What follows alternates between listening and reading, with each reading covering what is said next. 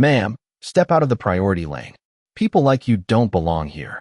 The words cracked through Terminal C at Dallas-Fort Worth International Airport just after 8:10 on a humid Tuesday morning, loud enough to turn heads from the TSA checkpoint to the nearest coffee stand. Officer Bradley Collins, a broad-shouldered white airport security supervisor with polished sunglasses clipped to his uniform, stood squarely in front of a woman wearing dark jeans, clean white sneakers, and a simple navy jacket. She carried one small rolling suitcase and a worn leather laptop bag. Nothing flashy, nothing that hinted she controlled boardrooms where billion-dollar decisions were made before sunrise. Naomi Brooks stopped walking. She didn't sigh. She didn't protest. She simply looked at the officer with calm brown eyes that had learned long ago that anger rarely changed a prejudiced mind. Around her, travelers shuffled forward, scanning boarding passes and checking watches, eager not to miss flights stretching from New York to Seattle. The line moved around her as if she had suddenly become invisible, except to the people already staring. Bradley extended one hand toward the side inspection area. "Secondary screening," he said flatly. "Now." Naomi glanced toward the departure board for less than a second. Flight 218 to Atlanta still showed on time. Boarding would begin in 38 minutes. She had calculated every minute of the morning before leaving her hotel, because missing that flight meant far more than delaying a business meeting. Somewhere in Atlanta, executives from one of America's largest airlines were gathering inside a glass conference room, unaware that the woman now being pulled aside was the final signature behind an $8 billion aviation fuel agreement that would shape the airline's future for years. None of that showed on her face. Bradley held out his hand again. "ID." Naomi handed him her driver's license without hesitation. He studied it for barely a second before looking back at her instead of the card. "Is this really yours?" His tone wasn't curious. It was convinced. Naomi answered quietly, "Yes." He frowned as though the simplicity of her answer annoyed him. "We'll see." A businessman in an expensive charcoal suit walked past carrying 2 phones and a premium luggage tag swinging from his briefcase. Bradley nodded politely and waved him through without asking a single question. Naomi watched the exchange without saying a word. She had seen versions of this scene before, in hotels, banks, executive lounges, and even charity galas where people assumed wealth had a certain face and a certain skin color. 24 years earlier, she had stood in another airport wearing a second-hand blazer for her first engineering interview, only to be questioned for nearly an hour while other passengers walked freely past. She remembered promising herself that if success ever found her, dignity would never leave her. That promise still guided every decision she made. Bradley motioned toward a gray inspection table. "Open the bag." Naomi carefully placed her laptop case on the surface and unzipped it. Nearby travelers slowed their pace. A young mother whispered something to her husband. An older veteran frowned from the end of the line. A college student lowered his headphones. The atmosphere changed in ways no announcement over the loudspeaker could explain. It wasn't just another security check anymore. It felt like everyone sensed an invisible line had been crossed. Bradley removed the laptop and turned it over as if expecting it to reveal something suspicious. "Traveling for work?" he asked. Naomi nodded once. "Yes." "What kind of work?" She met his eyes. "Energy." He smirked. "That's a pretty big field." Naomi answered with the same steady composure. "It is." Behind them, another officer leaned over and muttered just loudly enough for several passengers to hear. "Funny how everyone claims they're important when they're running late." A few people chuckled uncomfortably. Others looked away. Naomi remained perfectly still, her silence heavier than any argument. She wasn't being tested by airport security. Airport security was about to be tested by her. Bradley Collins slid Naomi Brooks's driver license onto the inspection table instead of handing it back. The small piece of plastic remained only inches from her fingertips, yet it suddenly felt much farther away. He folded his arms as another officer began searching through the neatly packed laptop bag with exaggerated care, lifting folders one by one as though expecting a secret to fall onto the table. Naomi stood quietly with both hands resting on the handle of her suitcase. Her breathing never changed. The morning terminal buzzed with rolling luggage, boarding announcements, and travelers rushing toward distant gates. But around the inspection station, the rhythm had shifted. People slowed without realizing it. They were watching less because of the search itself and more because of the way it was happening. Bradley looked at the license once again before speaking. You said you work in energy. What company? Naomi answered without hesitation. Brooks Energy Group. Bradley typed something into his handheld device, frowned, then looked back at her. Never heard of it. Naomi simply nodded. That does not surprise me. The answer irritated him more than an argument would have. You think you are being funny? He asked. No, Naomi replied. Just honest. A middle-aged white traveler wearing a premium airline jacket stepped into the priority lane, carrying 2 oversized garment bags that clearly exceeded the posted size recommendations. Bradley barely glanced in his direction before waving him through with a polite smile. Have a great flight, sir. The man thanked him and disappeared toward the escalators. Naomi noticed the exchange but kept her attention forward. She had learned years ago that pointing out unequal treatment rarely convinced the person creating it. Evidence always carried more weight than emotion. 20 minutes earlier, she had left her hotel before sunrise, declining the chauffeured vehicle her executive assistant insisted on arranging. She had requested an ordinary ride-share instead. No security detail.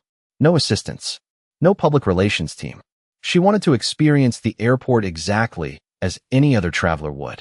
The meeting waiting in Atlanta was too important to risk assumptions inside the boardroom. If her company expected fairness from its partners, she believed she should occasionally test the systems those partners trusted every day. Unfortunately, this morning the test had begun much sooner than expected. Inside Brooks Energy Group headquarters, her executive assistant, Danielle Carter, was already reviewing the final presentation for the airline executives. Every projection had been verified twice. Every contract page had colored tabs marking the required signatures. At precisely 11:30 Eastern Time, Naomi was expected to finalize the largest sustainable aviation fuel agreement in the company's history. The airline's expansion strategy depended on it. Investors expected it. Thousands of future flights quietly depended on numbers printed inside a binder sitting on a polished conference table hundreds of miles away. None of the passengers standing nearby could have imagined that the woman calmly waiting beside a gray inspection station held that level of responsibility. A young transportation employee pulling an empty wheelchair paused near the checkpoint after overhearing Bradley's questions. He glanced at Naomi's face, then toward a printed operations schedule tucked beneath the podium. His eyes lingered for a brief second before narrowing with uncertainty, as though he had recognized a familiar name but could not immediately place it. Before he could speak, Bradley closed Naomi's laptop with unnecessary force and looked directly at her.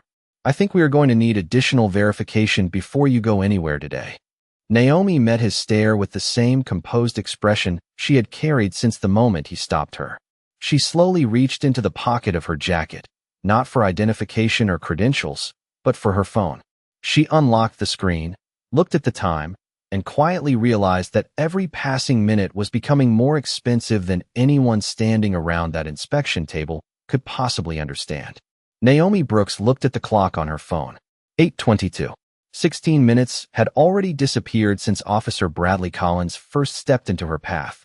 She quietly locked the screen and slipped the phone back into her jacket without making a call.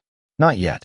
Some moments revealed more through patience than confrontation, and this morning was revealing exactly what she needed to see. Bradley interpreted her silence as hesitation. He picked up her laptop again and turned toward another security officer standing nearby. Run another inspection, he said. Everything. The younger officer nodded, although uncertainty flickered across his face. He carefully reopened the computer, checked every compartment inside the bag, and even examined a notebook filled with handwritten figures from recent energy market forecasts. Nothing looked unusual. Nothing was unusual. Still, Bradley continued searching as though determination alone could justify the delay. A line of waiting passengers had begun forming beside the inspection area. Some looked annoyed that the checkpoint had slowed. Others had stopped pretending not to watch. A retired schoolteacher traveling to Phoenix quietly shook her head while whispering to her husband. She has been standing there this whole time, and she has not argued once. A college basketball coach waiting for the same flight folded his arms and frowned. If there is a problem, he muttered, they should say what it is. Bradley ignored the growing attention. He stepped closer to Naomi and lowered his voice just enough to sound official without sounding polite. Who exactly are you meeting in Atlanta? Naomi answered calmly. Several airline executives. Bradley gave a short laugh. That is convenient. It is scheduled, Naomi replied. Not convenient. His expression hardened. Do you have proof? Naomi looked at him for a moment before answering. Yes. Bradley held out his hand. Then show me. Naomi did not reach for her phone. She did not open her email. Instead, she asked a simple question. Are you requesting documentation because of a security concern or because you do not believe me? Bradley hesitated for half a second before replying. Both. Naomi nodded slowly. Thank you for clarifying. The answer caught him off guard. Nearby, the transportation employee who had paused earlier continued studying the printed operations schedule attached beneath the podium. He quietly pulled out his own work tablet and searched a name. His eyebrows lifted almost immediately. He looked back toward Naomi, then toward Bradley, uncertainty turning into concern. Before he could speak, a white airport operations manager named Richard Holloway approached after noticing the crowd. His polished badge reflected the overhead lights as he stepped beside Bradley. What is going on here? He asked. Bradley answered confidently. Possible verification issue.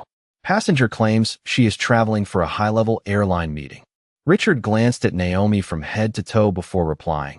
Does not exactly look like someone flying in for executive negotiations. The words drifted through the checkpoint like cold air. Several nearby travelers exchanged uncomfortable looks. Naomi neither flinched nor responded. Richard continued. Sometimes people create impressive stories hoping we stop asking questions. Naomi finally spoke. Stories are easy. Records are harder. Richard smiled faintly. Then your records should clear this up. The transportation employee could not remain silent any longer. He stepped forward cautiously. Sir, he said to Richard, I think I recognize her name from the executive arrival schedule. Richard turned sharply. Think is not good enough. But I am almost certain, the employee continued. Richard cut him off before he could finish. Get back to your assignment. The young man looked at Naomi with visible hesitation before slowly stepping away. The opportunity passed, but not unnoticed. Two travelers exchanged glances after hearing the conversation. One quietly opened the camera application on his phone, but kept it lowered at his side. Another typed a quick message that simply read, Something is happening at security. The checkpoint no longer felt like an ordinary inspection area. It felt like a room filling with witnesses. Naomi checked the departure board once more. Boarding had moved 5 minutes closer. She slipped one hand into her jacket pocket, rested her fingers lightly against her phone, and silently decided that if another minute was taken from her without cause, someone far beyond Terminal C would soon become part of the conversation. The second hand on the large terminal clock swept past. 8:27. Naomi Brooks watched it without impatience, almost as though every passing second confirmed something she had suspected long before stepping into the airport that morning. Bradley Collins still held her identification, while Richard Holloway folded his arms with the confidence of a man convinced appearances rarely lied. Around them, boarding announcements echoed through the terminal, mixing with the rolling sound of carry-on suitcases crossing polished floors. The checkpoint continued moving, but more travelers were slowing down than walking away. Curiosity had quietly replaced routine. The young airport transportation employee who had been dismissed only moments earlier stopped beside a nearby operations kiosk. His name badge read Ethan Morales. He opened the airport scheduling system one more time, this time searching with greater care. The executive arrival list immediately appeared on his screen. Near the top was a highlighted name accompanied by an authorization level he had never seen before. Naomi Brooks. Brooks Energy Group. Strategic Partner Meeting. Executive access required. Ethan felt his stomach tighten. He looked from the screen to Naomi, then back again, making certain he had not misread a single letter. Without hesitation, he walked back toward Richard. Sir, he said carefully, I believe there has been a mistake. Richard barely looked at him. I already told you to return to your assignment. Ethan swallowed. Her name is on today's executive coordination schedule. Richard sighed impatiently. Schedules change. This one was updated less than an hour ago, Ethan replied. Bradley stepped closer before Ethan could continue. Unless you work security, let us handle security. Ethan hesitated, then quietly answered, I understand. I just thought you should know. Bradley dismissed him with a wave of his hand. Go. Ethan reluctantly stepped back, but several nearby travelers had heard every word. A woman wearing an airline employee jacket looked toward Naomi with growing concern. A businessman standing beside the priority lane frowned as though pieces of a puzzle were beginning to fit together. Another traveler finally raised his phone, not above his head, but just high enough for the camera to capture the inspection area without drawing attention to himself. Naomi noticed the movement immediately. She turned toward him with the slightest shake of her head. Please, she said gently, put the phone away. The man looked surprised. They are treating you unfairly. Naomi gave him a calm smile. Truth does not need better camera angles. It needs honest witnesses. After a brief pause, the man lowered his phone. Several others followed his example without a word. Richard watched the exchange with visible disbelief. Interesting, he muttered. Most people would want evidence. Naomi answered quietly. Evidence is already here. Richard glanced around at the growing circle of observers before returning his attention to her. You are making this more complicated than it needs to be. Naomi met his eyes. No. I arrived with a boarding pass and an identification card. Everything after that was someone else's decision. Those words settled over the checkpoint more heavily than any raised voice could have. Even Bradley remained silent for a moment. Ethan looked once more at the executive schedule on his tablet, then at Naomi. He wanted to speak again, but years of workplace hierarchy held him in place. Still, the uncertainty on his face had become impossible to ignore. Across the country in Atlanta, conference room lights flickered on as assistants arranged presentation binders around a long walnut table. Several airline executives checked their watches while asking whether Naomi's flight had departed on schedule. Danielle Carter answered confidently that her chief executive always arrived early. Back in Terminal C, the departure board quietly changed from boarding soon to boarding in 10 minutes. Naomi noticed the update before slipping one hand into her jacket pocket. Her fingers rested lightly against her phone once more. She had given the system every opportunity to correct itself. It had chosen not to. The quiet test was almost over, and the real consequences were finally ready to begin. Naomi Brooks looked up at the departure board one more time. Boarding had begun. Passengers assigned to the first boarding group were already walking toward gate C-18, while she remained standing beside a gray inspection table with her identification still in someone else's possession. She did not complain. She did not demand special treatment. She simply accepted one undeniable fact.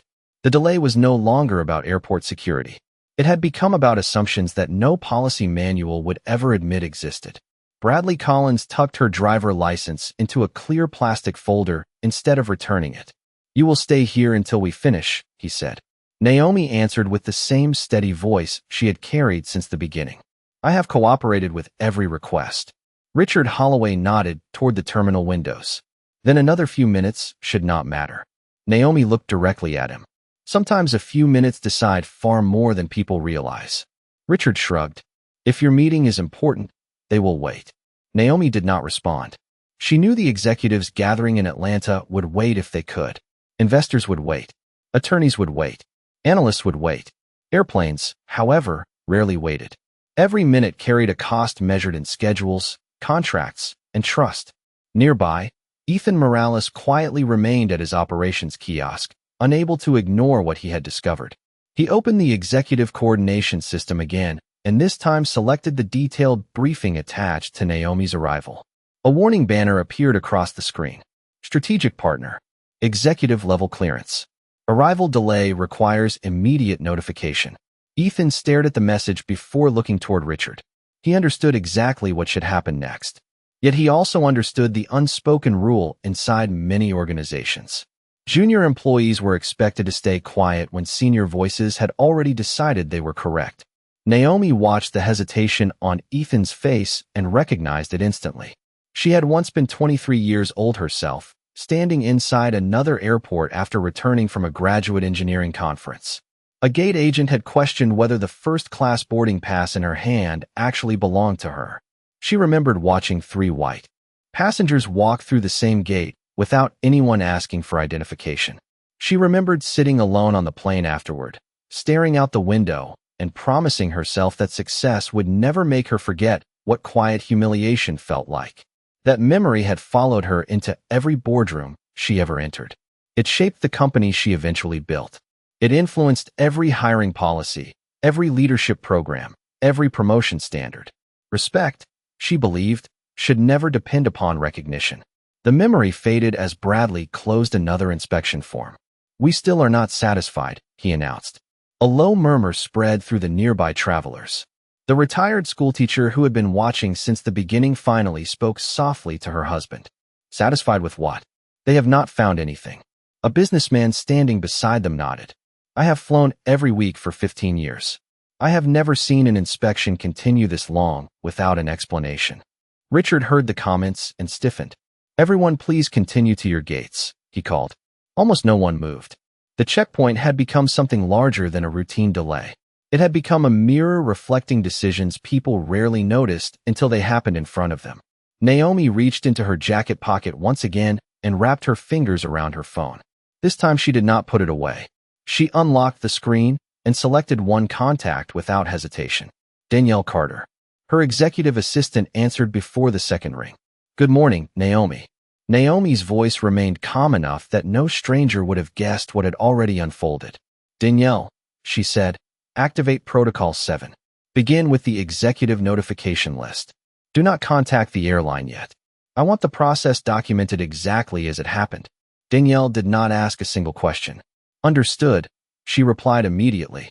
"Protocol 7 is now active." Naomi ended the call, slipped the phone back into her pocket, and quietly looked toward the terminal windows where her aircraft still waited at the gate, completely unaware that the most expensive delay of the morning had just begun. Danielle Carter moved with the precision Naomi Brooks had come to expect after 12 years of working together. Within 30 seconds of ending the call, encrypted notifications began reaching a carefully selected group of executives, attorneys, and operations leaders. No dramatic language, no accusations, just verified facts, exact timestamps, and one unmistakable sentence. Strategic partner delayed at airport security. Executive arrival at negotiation site now at risk. In Atlanta, the conference room fell unusually quiet as phones vibrated almost in unison around the polished table. Michael Harrison, the airline's chief executive officer, paused halfway through reviewing the final contract summary. He looked down at the alert, read it once, then immediately read it again. "Where is Naomi?" he asked. No one answered. His chief legal officer quickly opened the flight tracker. The aircraft had not departed. "She should have boarded by now," she said. Michael frowned. "Call her assistant." Across the table, the airline's vice president responsible for fuel procurement looked noticeably uneasy. He understood the importance of the agreement better than anyone in the room. Brooks Energy Group was not simply another supplier. It controlled a nationwide distribution network capable of stabilizing fuel costs during unpredictable market conditions. Losing the agreement would affect budgets, expansion plans, and long-term investor confidence. Meanwhile, back in Terminal C, Bradley Collins remained convinced he was controlling the situation. He completed another inspection checklist before placing it on the counter. "We still need additional verification," he said. Naomi answered with the same measured calm. "From whom?" Bradley hesitated. "We will determine that." Naomi nodded slightly. "I thought so." Richard Holloway folded his arms. "You seem unusually relaxed for someone missing an important meeting." Naomi looked toward the terminal windows where ground crews prepared the aircraft for departure. "Important meetings can be rescheduled," she replied. "Character cannot." Her answer lingered in the air. Several nearby travelers exchanged thoughtful glances. Ethan Morales quietly watched the conversation unfold while another notification appeared on his operations tablet. "Executive arrival overdue. Contact airport coordination immediately." This time the system highlighted Naomi's name in red. Ethan no longer doubted himself. He walked toward Richard once again, speaking carefully but firmly. "Sir, headquarters needs to know she is not cleared security." Richard barely concealed his irritation. "I already handled this." Respectfully, Ethan replied. "The coordination system is escalating automatically." Richard answered without looking at the screen. "Then let it escalate." Ethan slowly stepped back, but the confidence he had seen earlier in Richard's posture had begun to crack. Around the checkpoint, more travelers had quietly gathered. The retired teacher remained standing beside her husband. The college basketball coach checked the departure board before looking back toward Naomi. Even airline employees walking through the terminal slowed their pace after noticing the unusual crowd. No one raised their voice. No one created a scene. The silence itself had become impossible to ignore.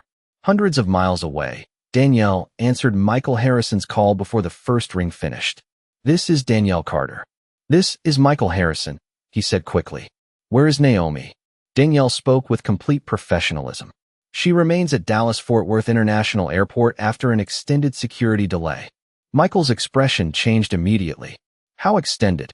43 minutes, and continuing," Danielle replied. No exaggeration. No emotion. Just facts. The conference room fell silent. One executive slowly lowered his pen onto the table. Another closed the financial presentation without saying a word. Michael stood from his chair. "Cancel the opening session," he instructed everyone present. "No decisions are being made until Naomi Brooks walks into this room." Back inside Terminal C, Naomi looked at the departure board once again as the status changed to final boarding call. She took one slow breath, then lifted her eyes toward Bradley and Richard. Neither man realized that somewhere far beyond the checkpoint, an entire boardroom had just stopped moving because one calm woman refused to surrender her dignity. The words "final boarding call" echoed through Terminal C just as Bradley Collins slid Naomi Brooks's driver license back across the inspection table without apology. He did not admit the search had found nothing. He did not explain why it had lasted more than 40 minutes. Instead, he simply said, "You are still not cleared to proceed." Naomi looked at the license for a brief moment before picking it up. "Then tell me what standard I have failed to meet." Bradley opened his mouth, but no answer came. Richard Holloway stepped forward instead. "This is no longer your decision," he said. "Airport security has authority to continue this review." Naomi nodded once. Authority without accountability becomes something else. The sentence settled over the checkpoint like complete silence. Even the constant airport announcements seemed distant for a moment. Ethan Morales stood frozen with his operations tablet still open. Another notification had appeared across the screen. Executive Coordination Escalation Acknowledged. Senior airline leadership requesting immediate status. His heartbeat quickened. He knew exactly who had requested that update. Before he could move, his work phone rang. The caller identification displayed Airport Executive Operations. Ethan answered immediately. "This is Ethan Morales." A calm voice spoke on the other end. "We are trying to locate Naomi Brooks. Is she still at your checkpoint?" Ethan glanced toward Naomi before answering. "Yes, she is. Do not let her leave without notifying us." Ethan looked confused. "She is being prevented from leaving." There was a brief pause before the voice quietly replied, "Understood. We are on our way." Bradley noticed Ethan lowering the phone. "Who was that?" Ethan hesitated. "Airport Executive Operations." Richard frowned. "Why are they calling you?" "They asked about Ms. Brooks." Richard dismissed the answer with a wave. "Someone probably mixed up a reservation." Naomi remained perfectly still. She had heard every word but offered no correction. She had spent decades learning that truth arrived more powerfully when people discovered it themselves. A few yards away, the businessman who had lowered his phone earlier quietly whispered to the retired teacher, "This is bigger than we thought." She nodded slowly. "You can feel it." Another airline employee hurried past before suddenly stopping after recognizing Naomi's face. He looked as though he wanted to approach, but after noticing Bradley and Richard standing between them, he kept walking with visible uncertainty. Hundreds of miles away, Michael Harrison had already left the conference room. Surrounded by senior executives, he walked quickly through the airline headquarters toward a private communications office.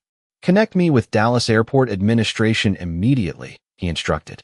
"And find out why the chief executive of Brooks Energy Group is still standing at a security checkpoint." The room fell silent after he spoke her full title aloud. No one needed another explanation. They all understood exactly what was at stake. Back inside Terminal C, Naomi's phone vibrated softly. Danielle Carter had sent only 4 words. "Leadership has been informed." Naomi read the message once before placing the phone back into her pocket. Richard noticed the movement. "Calling for help?" he asked with a faint smile. Naomi looked directly at him. "No," Richard folded his arms. "Then what are you waiting for?" Naomi answered without raising her voice. For everyone to understand that you never questioned my credentials." Bradley frowned. "What does that mean?" Naomi met both men's eyes with complete calm. "You questioned your own assumptions." Neither officer spoke. Around them, the checkpoint had become completely still. Travelers, airport employees, and even fellow security officers watched without saying a word. Then, from the far end of the terminal, several senior airport officials appeared walking quickly toward the inspection area, followed closely by airline executives whose expressions carried none of the confidence Bradley and Richard still believed they possessed. Naomi did not smile. She simply adjusted the handle of her suitcase and quietly waited for the truth to arrive on its own. The moment the first senior airport official stepped into the inspection area, the entire atmosphere changed without a single voice being raised. Conversations faded. Rolling suitcases slowed. Even the electronic boarding announcements seemed to disappear beneath the weight of what everyone sensed was about to happen. Airport Director Susan Whitmore walked at the front of the group, followed by two members of executive operations and several airline leaders who had arrived from a nearby administrative office inside the terminal. Michael Harrison reached them only seconds later after landing on a corporate shuttle from the airline headquarters earlier than anyone had expected. His eyes found Naomi Brooks immediately. He walked past Bradley Collins without slowing down. "Ms. Brooks," he said with genuine concern, "I owe you an apology before we discuss anything else." Naomi acknowledged him with a quiet nod, but said nothing. Michael turned toward Bradley and Richard. "How long has she been delayed?" Bradley attempted to answer confidently. "Sir, we were completing a necessary security review." Michael repeated the question without changing his tone. "How long?" Ethan Morales quietly spoke before anyone else could. 49 minutes. Silence settled over the checkpoint. Susan Whitmore looked toward Ethan. "Is that verified?"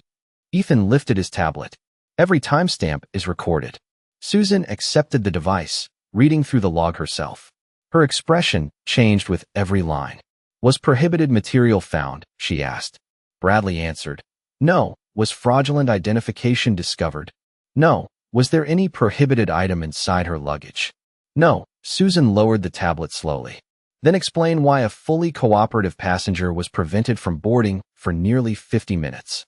Bradley searched for an answer that never came. Richard stepped forward instead. "We believed additional verification was appropriate." Susan looked directly at him. "Based on what?" Richard hesitated. "Professional judgment." Naomi finally spoke, her voice calm enough that everyone leaned forward to hear it. Professional judgment should be supported by objective facts. No one interrupted her. Instead, every decision made this morning began with an assumption about who belonged in this line and who did not. Michael Harrison closed the distance between himself and Naomi. "The board has postponed the contract session," he said. "No meeting will continue without you." Bradley's face lost its remaining confidence. "Contract session?" he asked quietly. Michael turned toward him. "Ms. Brooks is the Chief Executive Officer of Brooks Energy Group." He paused only long enough for the words to settle before continuing. "She is also the executive responsible for approving our $8 billion sustainable aviation fuel partnership." A wave of disbelief spread through the gathered travelers. The retired schoolteacher placed one hand over her mouth. The businessman who had almost recorded the incident slowly lowered his phone completely. Even several security officers exchanged stunned looks. Naomi looked toward Bradley with the same composed expression she had carried all morning. "You never asked whether I belonged in the meeting," she said softly. "You decided I could not." Richard lowered his eyes. Bradley remained speechless. Susan Whitmore handed Ethan his tablet back before addressing everyone present. "Effective immediately, this incident will be reviewed by airport administration and an independent compliance team. All body camera footage, checkpoint logs, and witness statements will be preserved." She then looked toward Naomi. "Thank you for remaining professional throughout this situation." Naomi answered with a small nod. "Professionalism is easiest when you remember that dignity does not depend on someone else's opinion." Around the checkpoint, travelers who had quietly witnessed the entire morning began applauding one after another until the sound filled the terminal. It was not applause for wealth or influence. It was applause for composure, patience, and a truth that had finally become impossible for anyone in the room to ignore. The applause slowly faded, but the lesson remained hanging in the air long after the sound disappeared. Naomi Brooks did not celebrate. She did not look triumphant. She simply picked up her laptop bag, adjusted the handle of her suitcase, and prepared to continue the journey she had intended to take from the beginning. Michael Harrison walked beside her as Airport Director Susan Whitmore quietly instructed her leadership team to begin collecting statements from every employee involved. Bradley Collins and Richard Holloway remained standing near the inspection station, no longer surrounded by authority, but by accountability. Neither man attempted to justify what had happened. The facts had already spoken more clearly than excuses ever could. Ethan Morales watched Naomi approach before offering a respectful smile. "I am sorry I could not do more sooner," he said. Naomi stopped for a brief moment. "You spoke when it mattered," she replied. "Never underestimate the value of one honest voice." Ethan nodded, knowing he would remember those words far longer than anything written in a policy manual. As Naomi and Michael continued toward the departure gate, several travelers quietly stepped aside to clear the path. The retired schoolteacher smiled warmly. The businessman who had nearly recorded the incident simply said, "Thank you." Naomi answered each gesture with a small nod. She did not know their names, but she appreciated something far greater than recognition. They had chosen fairness over silence. Minutes later, the airline coordinated a new departure arrangement, ensuring the negotiation team could still meet Naomi in Atlanta that afternoon. Inside the executive conference room, the delayed meeting finally began, with every participant fully aware that the most important discussion of the day had started long before anyone opened the first contract binder.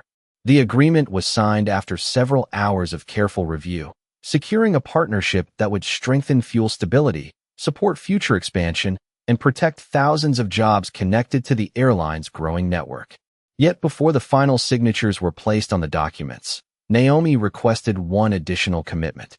She asked that the airline and the airport jointly develop expanded training focused on respectful customer treatment, objective decision-making, and recognizing unconscious bias without compromising legitimate security.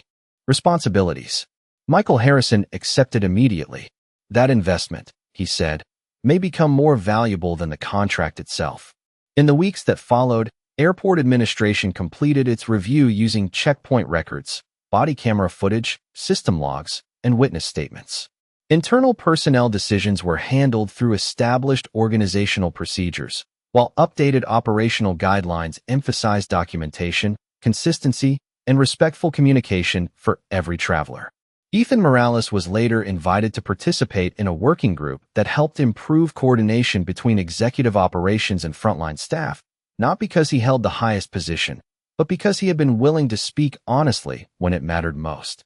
Looking back on the morning, Naomi never described it as the day she was delayed at an airport. She described it as the day ordinary people chose to pay attention. She believed lasting change rarely began with dramatic speeches. It usually began when someone refused to ignore an unfair moment unfolding right in front of them. As her aircraft finally climbed above the Texas skyline, sunlight spilled across the wing, and the city slowly disappeared beneath the clouds. Naomi looked out the window for a quiet moment before returning to the contract resting on her lap. Success had never been the most important thing she carried. Character was. Wealth could open boardroom doors. Titles could command attention. Power could influence industries. But none of those mattered if dignity depended on recognition. Real leadership was treating every person with respect before knowing their title, their bank account, or the influence they carried. Naomi smiled softly and closed the folder. She had never raised her voice that morning. She had simply raised the standard.